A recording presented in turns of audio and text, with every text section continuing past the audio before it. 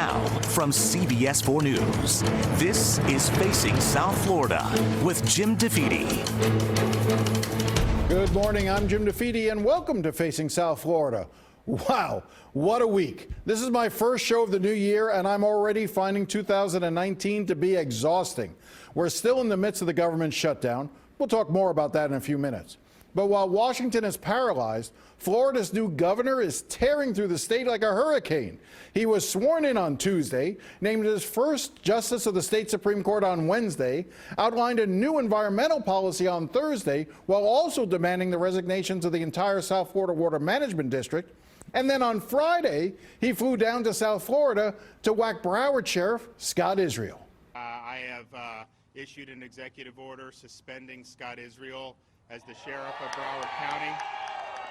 My participation on the commission investigating the Marjory Stoneman Douglas massacre revealed the facts that led up to the brutal slaughter of Alex and 16 other innocent victims.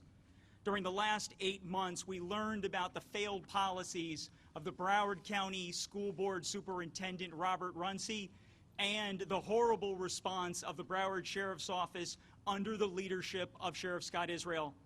The MSD Commission found fault with 9 different deputies' actions. Their actions, along with Scott Israel's failed and inadequate policies, procedures, and training, has made Broward County less safe. In 2017 and last year, we had mass casualty incidents, and in both of them, we had issues with command and control and training. Fixing these issues as soon as possible is of the utmost importance to the governor and myself. My daughter died on the 3rd floor of MSD, running down the hallway from an active shooter. One more second and she makes it into the stairwell. She needed one more second. If anybody wants to know what failure means and lack of response, my daughter would have lived if somebody could have just given her one more second. We applaud Governor DeSantis for taking action based on the Marjory Stoneman Douglas High School Commission report. The leaders of the dedicated men and women in law enforcement must ensure that their policies put the safety of our state's children first. We hope that the Florida legislature, in conjunction with the governor, are able to act on more of the Commission's recommendations and build on the important first steps that were passed with the Marjory Stoneman Douglas High School Public Safety Act. My husband, Chris Hickson, was one of the adults killed in the shooting. He is one of the adults that ran in that building immediately as soon as he heard something was going on.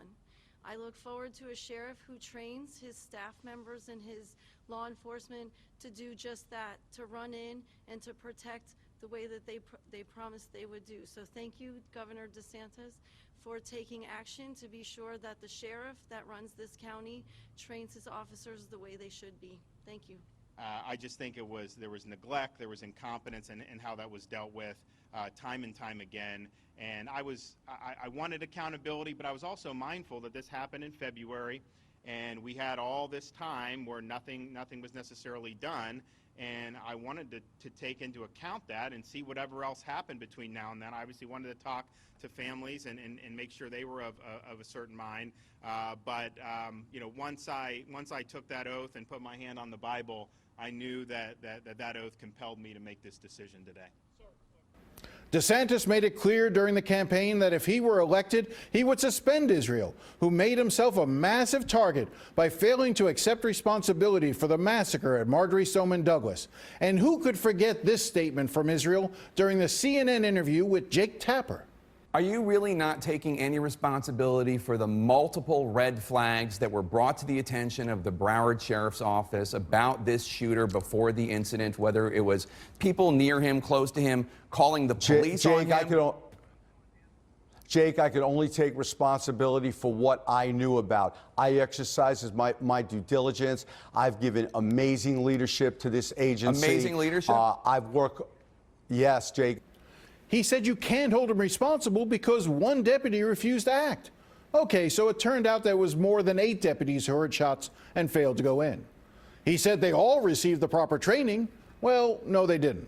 But again, Israel could have survived all of that if he wasn't so arrogant and smug.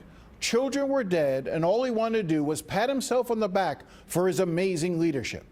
DeSantis replaced Israel with a former Coral Springs Sergeant, Gregory Toney, who has been running a company that provides active shooter training for businesses and local governments, including schools. To the employees and deputies now under my command, I understand you have concerns about the transition period. I can only provide the immediate comfort of saying this: I am not here for any type of political, grandiose, or agenda. I'm here to serve. I'm here to provide you with the best leadership that I can provide, as well as with any type of expertise and training agendas and any other equipment elements that's been lacking here. It's coming your way. To the community stakeholders, those who in attendance, those that are watching, you have voted and expressed the rights to select your Broward County Sheriff.